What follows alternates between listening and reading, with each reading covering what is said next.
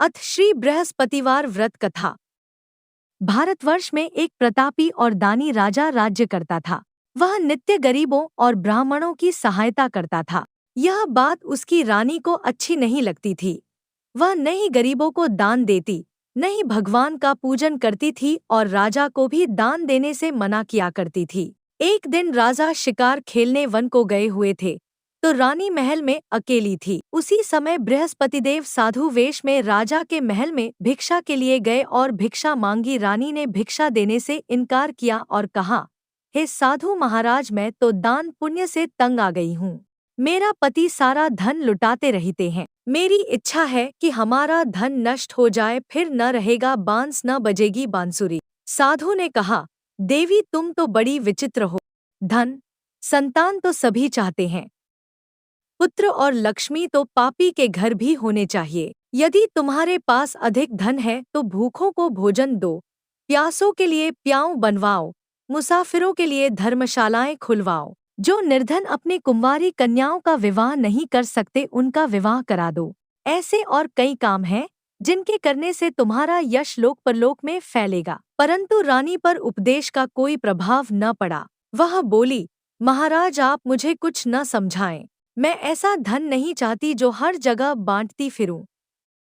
साधु ने उत्तर दिया, यदि तुम्हारी ऐसी इच्छा है तो तथास्तु। तुम ऐसा करना कि बृहस्पतिवार को घर लीपकर पीली मिट्टी से अपना सिर धोकर स्नान करना, भट्टी चढ़ाकर कपड़े धोना। ऐसा करने से आपका सारा धन नष्ट हो जाएगा। इतना कहकर वह साधु महाराज वहां से आलोप हो गए। साधु के अनुसार कई बातों को पूरा करते हुए रानी को केवल 3 बृहस्पतिवार ही बीते थे कि उसकी समस्त धन संपत्ति नष्ट हो गई। भोजन के लिए राजा का परिवार तरसने लगा। तब एक दिन राजा ने रानी से बोला कि हे रानी, तुम यहीं रहो, मैं दूसरे देश को जाता हूँ, क्योंकि यहाँ पर सभी लोग मुझे जानते हैं, इसलिए मैं कोई छोटा कार्य नहीं कर सकता। ऐसा कहकर राजा परदेश चला गया। वहां वह जंगल से लकड़ी काट कर लाता और शहर में बेचता। इस तरह वह अपना जीवन व्यतीत करने लगा। इधर राजा के परदेश जाते ही रानी और दासी दुखी रहने लगी। एक बार जब रानी और दासी को 7 दिन तक बिना भोजन के रहना पड़ा, तो रानी ने अपनी दासी से कहा, हे दासी, पास ही के नगर में मेरी बहन रहती है। वह बड़ी धनवान है। तू उसके पास जा और कुछ ले आ, ताकि थोड़ी बहुत गुजर-बसर हो जाए। दासी रानी की बहन के पास गई। उस दिन गुरुवार था और रानी की बहन उस समय बृहस्पतिवार व्रत की कथा सुन रही थी। दासी ने रानी की बहन को अपनी रानी का संदेश दिया, लेकिन रानी की बड़ी बहन ने कोई उत्तर नहीं दिया। जब दासी को रानी की बहन से कोई उत्तर नहीं मिला तो वह बहुत दुखी हुई और उसे क्रोध भी आया। ने वापस आकर रानी को सारी बात बता दी। सुनकर रानी ने अपने भाग्य को कोसा।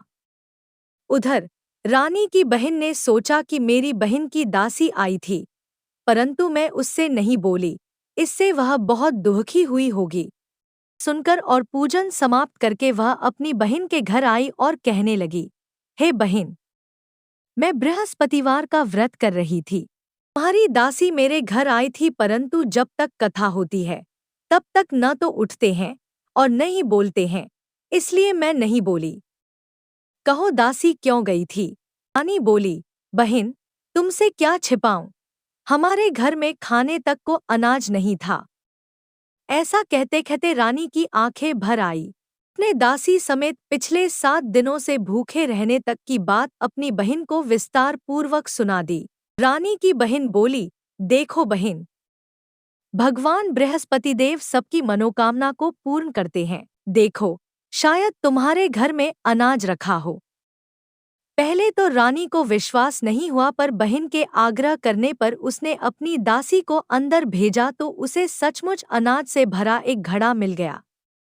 यह देखकर दासी को बड़ी हैरानी। दासी रानी से कहने लगी, हे रानी, जब हमको भोजन नहीं मिलता तो हम व्रत ही तो करते हैं, इसलिए क्यों न इनसे व्रत और कथा की विधि पूछ ली जाए, ताकि हम भी व्रत कर सकें। तब रानी ने अपनी बहन से बृहस्पतिवार व्रत के बारे में पूछा। उसकी बहन ने बताया, बृहस्पतिवार के व्रत में चने की दाल और मुनक्का से विष्णु भगवान का केले की जड़ में पूजन करें तथा दीपक जलाएं, व्रत कथा सुनें और पीला भोजन ही करें। इससे बृहस्पति देव प्रसन्न होते हैं। व्रत और पूजन विधि बताकर रानी की बहन अपने घर को लौट गई। 7 दिन के बाद जब गुरुवार आया तो रानी और दासी ने व्रत रखा। घुड़साल में जाकर चना और गुड़ लेकर आईं। फिर उससे केले की जड़ तथा विष्णु भगवान का पूजन किया। अब पीला भोजन कहाँ से आए, इस बात को लेकर दोनों बहुत दुखी थे। चूंकि उन्होंने व्रत रखा था, इसलिए बृहस्पति देव उनसे प्रसन्न थे। इसलिए वे एक साधारण व्यक्ति का रूप धारण कर 2 थालों में सुंदर पीला भोजन दासी को दे गए। भोजन पाकर दासी प्रसन्न हुई और फिर रानी के साथ मिलकर भोजन ग्रहण किया। उसके बाद वे सभी गुरुवार को व्रत और पूजन करने लगी। बृहस्पति भगवान की कृपा से उनके पास फिर से धन संपत्ति आ गई, परंतु रानी फिर से पहले की तरह आलस्य करने लगी। तब दासी बोली, देखो रानी, तुम पहले भी इस प्रकार आलस्य करती थी। तुम्हें धन रखने में कष्ट होता था, इस कारण सभी धन नष्ट हो गया, और अब जब भगवान बृहस्पति की कृपा से धन मिला है तो तुम्हें फिर से आलस्य होता है। रानी को समझाते हुए दासी कहती है कि बड़ी मुसीबतों के बाद हमने यह धन पाया है, इसलिए हमें दान पुण्य करना चाहिए, भूखे मनुष्यों को भोजन कराना चाहिए और धन को शुभ कार्यों में खर्च करना चाहिए, जिससे तुम्हारे कुल का यश बढ़ेगा, स्वर्ग की प्राप्ति होगी और पितृ प्रसन्न होंगे। दासी की बात मानकर रानी अपना धन शुभ कार्यों में खर्च करने लगी, जिससे पूरे नगर में उसका यश फैलने लगा। बृहस्पतिवार व्रत कथा के बाद श्रद्धा के साथ आरती की जानी चाहिए। इसके बाद प्रसाद बांटकर उसे ग्रहण करना चाहिए। एक दिन राजा दुखी होकर जंगल में एक पेड़ के नीचे आसन जमाकर बैठ गया। वह अपनी दशा को याद करके व्याकुल होने लगा। बृहस्पतिवार का दिन था। एकाएक उसने देखा कि निर्जन वन में एक साधु प्रकट। वह साधु वेश में स्वयं बृहस्पति देवता थे। लकड़हारे के सामने आकर बोले, हे लकड़हारे, इस सुनसान जंगल में तू चिंता मग्न क्यों बैठा? लकड़हारे ने दोनों हाथ जोड़कर प्रणाम किया और उत्तर दिया, महात्मा जी, आप सब कुछ जानते हैं, मैं क्या कहूँ? यह कहकर रोने लगा और साधु को अपनी आत्मकथा सुनाई। महात्मा जी ने कहा, तुम्हारी स्त्री ने बृहस्पति के दिन बृहस्पति भगवान का निरादर किया है, जिसके कारण रुष्ट होकर उन्होंने तुम्हारी यह दशा कर दी। अब तुम चिंता को दूर करके मेरे कहने पर चलो तो तुम्हारे सब कष्ट दूर हो जाएंगे और भगवान पहले से भी अधिक संपत्ति देंगे। तुम बृहस्पति के दिन कथा किया करो। 2 पैसे के चने मुनक्का लाकर उसका प्रसाद बनाओ और शुद्ध जल से लोटे में शक्कर मिलाकर अमृत तैयार करो। कथा के पश्चात अपने सारे परिवार और सुनने वाले प्रेमियों में अमृत व प्रसाद बांटकर आप भी ग्रहण करो। ऐसा करने से भगवान तुम्हारी सब मनोकामनाएं पूरी करेंगे। साधु के ऐसे वचन सुनकर लकड़हारा बोला, हे प्रभो, मुझे लकड़ी बेचकर इतना पैसा नहीं मिलता जिससे भोजन के उपरांत कुछ बचा सकूं। मैंने रात्रि में अपनी स्त्री को व्याकुल देखा है। मेरे पास कुछ भी नहीं जिससे मैं उसकी खबर मंगा सकूं। साधु ने कहा, हे लकड़हारे, तुम किसी बात की चिंता मत करो। बृहस्पति के दिन तुम रोजाना की तरह लकड़ियां लेकर शहर को जाओ। तुमको रोज से दुगुना धन प्राप्त होगा, जिससे तुम भली भांति भोजन कर लोगे तथा बृहस्पति देव की पूजा का सामान भी आ जाएगा। इतना कहकर साधु अंतर्ध्यान हो गए। धीरे धीरे समय व्यतीत होने पर फिर वही बृहस्पतिवार का दिन आया। लकड़हारा जंगल से लकड़ी काटकर किसी शहर में बेचने गया। उसे उस दिन और दिन से अधिक पैसा मिला। राजा ने चना गुड़ आदि लाकर गुरुवार का व्रत किया। उस दिन से उसके सभी क्लेश दूर हुए, परंतु जब दोबारा गुरुवार का दिन आया तो बृहस्पतिवार का व्रत करना भूल गया। इस कारण बृहस्पति भगवान नाराज हो गए। उस दिन उस नगर के राजा ने विशाल यज्ञ का आयोजन किया तथा शहर में यह घोषणा करा दी कि कोई भी मनुष्य अपने घर में भोजन न बनावे, न आग जलावे, समस्त जनता मेरे यहाँ भोजन करने आवे। इस आज्ञा को जो न मानेगा उसे फांसी की सजा दी जाएगी। इस तरह की घोषणा संपूर्ण नगर में करवा दी गई। राजा की आज्ञानुसार शहर के सभी लोग भोजन करने गए, लेकिन लकड़हारा कुछ देर से पहुंचा, इसलिए राजा उसको अपने साथ घर ले गए और ले जाकर भोजन करा रहे थे तो रानी की दृष्टि उस खूंटी पर पड़ी जिस पर उसका हार लटका हुआ था। वह वहां पर दिखाई नहीं दिया। रानी ने निश्चय किया कि मेरा हार इस मनुष्य ने चुरा लिया है। उसी समय सिपाहियों को बुलाकर उसको कारागार में डलवा दिया। जब लकड़हारा कारागार में पड़ गया और बहुत दुखी होकर विचार करने लगा कि न जाने कौन से पूर्व जन्म के कर्म से मुझे यह दुख प्राप्त हुआ है, और उसी साधु को याद करने लगा जो कि जंगल में मिला था। उसी समय तत्काल बृहस्पतिदेव साधु के रूप में प्रकट हुए और उसकी दशा को देखकर कहने लगे, अरे मूर्ख, तूने बृहस्पतिदेव की कथा नहीं करी, इस कारण तुझे दुख प्राप्त हुआ है। अब चिंता मत कर, बृहस्पतिवार के दिन कारागार के दरवाजे पर 4 पैसे पड़े मिलेंगे। उनसे तू बृहस्पतिदेव की पूजा करना, तेरे सभी कष्ट दूर हो जाएंगे। बृहस्पति के दिन उसे 4 पैसे मिले। लकड़हारे ने कथा कही। उसी रात्रि को बृहस्पतिदेव ने उस नगर के राजा को स्वप्न में कहा, हे राजा, तुमने जिस आदमी को कारागार में बंद कर दिया है वह निर्दोष है। वह राजा है, उसे छोड़ देना। रानी का हार उसी खूंटी पर लटका है। अगर तू ऐसा नहीं करेगा तो मैं तेरे राज्य को नष्ट कर दूंगा। इस तरह रात्रि के स्वप्न को देखकर राजा प्रातःकाल उठा और खूंटी पर हार देखकर लकड़हारे को बुलाकर क्षमा मांगी तथा लकड़हारे को योग्य सुंदर वस्त्र आभूषण देकर विदा कर दिया। बृहस्पतिदेव की आज्ञानुसार लकड़हारा अपने नगर को चल दिया। राजा जब अपने नगर के निकट पहुंचा तो उसे बड़ा आश्चर्य हुआ। नगर में पहले से अधिक बाग, तालाब, कुएं तथा बहुत सी धर्मशाला, मंदिर आदि बन गई हैं। राजा ने पूछा, यह किसका बाग और धर्मशाला है? तब नगर के सब लोग कहने लगे, यह सब रानी और बांदी के हैं। तो राजा को आश्चर्य हुआ और गुस्सा भी आया। जब रानी ने यह खबर सुनी कि राजा आ रहे हैं, तो उन्होंने बांदी से कहा कि हे दासी, देख राजा हमको कितनी बुरी हालत में छोड़ गए थे। हमारी ऐसी हालत देखकर वह लौट न जाएं, इसलिए तू दरवाजे पर खड़ी हो जा। आज्ञानुसार दासी दरवाजे पर खड़ी हो गई। राजा आए तो उन्हें अपने साथ लिवा लाई। तब राजा ने क्रोध करके अपनी रानी से पूछा कि यह धन तुम्हें कैसे प्राप्त हुआ है? तब उन्होंने कहा, हमें यह सब धन बृहस्पतिदेव के इस व्रत के प्रभाव से प्राप्त हुआ है। राजा ने निश्चय किया कि 7 रोज बाद तो सभी बृहस्पतिदेव का पूजन करते हैं, परंतु मैं प्रतिदिन दिन में 3 बार कहानी तथा रोज व्रत किया करूंगा। अब हर समय राजा के दुपट्टे में चने की दाल बंधी रहती तथा दिन में 3 बार कहानी कहता। एक रोज राजा ने विचार किया कि चलो अपनी बहन के यहाँ हो आवें।